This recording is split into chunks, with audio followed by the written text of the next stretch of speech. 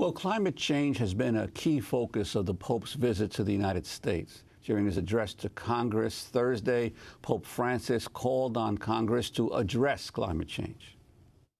In Laudato Si, I call for a courageous and responsible effort to redirect our steps and to avert the most serious effects of the environmental deterioration caused by human activity. I'm convinced that we can make a difference, I'm sure. And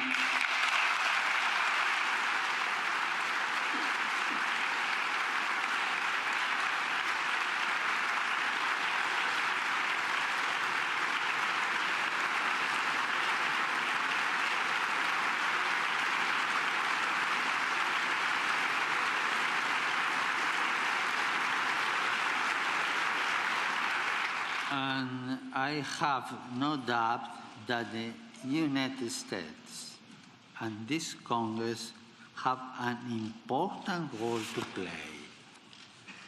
Now is the time for courageous action and strategies aimed at implementing a culture of care and an integrated approach to combating poverty, restoring dignity to the excluded, and at the same time, protecting nature.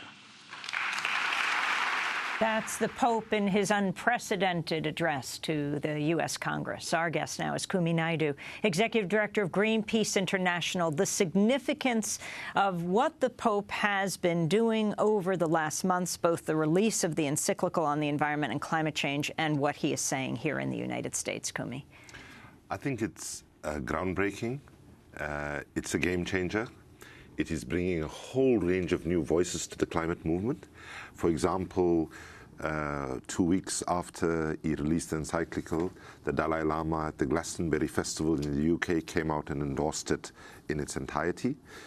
3 weeks later, Muslim religious leaders gathering in Istanbul made a similar commitment. And what's important is he's using words that we need to redirect our steps. We need to act with courage, and that's what the current moment calls for. And you know, I'm reminded of Martin Luther King being evoked yesterday, because Martin Luther King in the 60s once said, you know, while we accept this dominance of the term maladjusted, we all want to be well-adjusted. But then he went on to say, I refuse to be well-adjusted to the idea of racial injustice and religious bigotry. And importantly, he said, I refuse to be well adjusted to the idea that we'll take necessities from the many to give luxuries to the few when millions of God's children are trapped in an airtight cage of poverty. And so what's important about the way he's addressed climate change is he's brought it together with inequality, social exclusion, and poverty. And when he talks about redirecting the steps, we have the financial knowledge, we have the technical knowledge. We know just a few days ago, Greenpeace brought out a report with a range of other organizations where we're talking about by 2050, we can have 100% renewable energy access for all, with about 30 million more jobs being created. And what makes good economic sense, what makes good environmental sense is what should happen. And Americans and people all over the world now must ask themselves, why are we not changing? And we must be blunt, that those that control the decision-making in this country are the fossil fuel industry. They have a disproportionate influence, and those that are making money from the current system are holding us back. But I think the Pope's intervention is going to give us important impetus to change the dynamic and hopefully bring us closer to a climate solution in a context where we are running out of time. And yet he was speaking, you could say, literally in the lion's den when it comes to climate change, because you have basically a Republican-controlled Congress, many of whose members even deny the existence of climate change. And yet they were applauding him. It was amazing hypocrisy there at certain levels. Absolutely. But, you know, what I'm hoping in the context of the importance of dialogue that we need within the United States, but also globally. I mean, at Greenpeace, we've been saying that we can turn climate change into an opportunity for some time now. What we mean by that is that You know, we far too long lived in a world of north, south, east, west, developing. We need to realize that we get this right as a united human family, our common home, as the Pope calls it, and we address it with courage, and we secure the future of all our children and their children. If we get it wrong, and we don't act fast and now, then it's true that people in poor countries who are least responsible, I've just come from the Pacific, right? I was in Kiribati.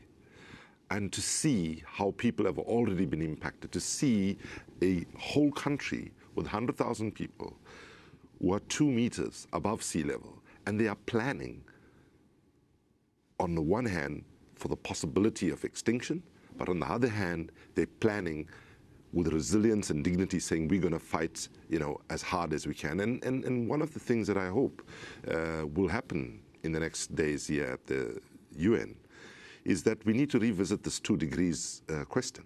Because you remember, Amy, in Copenhagen in 2009, there was a big debate about whether the amount of warming we can have is 1.5 versus 2 degrees. 2 degrees centigrade. 2 degrees centigrade, yeah.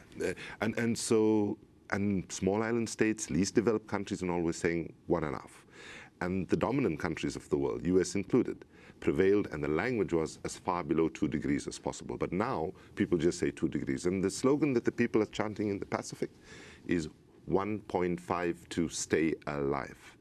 That's the slogan, right? So basically, I think in the US, I make an appeal to the Republican leadership that you have to look at your children and your grandchildren in the eyes.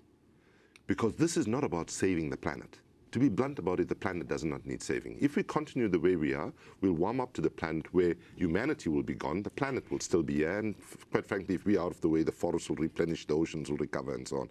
So they need to understand that intergenerational solidarity is also at play, and I hope they will have, the Pope will have a positive impact on the Republican leadership. But let's be blunt about it, not all Democrats are on message on climate either, and I hope that the recalcitrant Democrats will also get with the message. As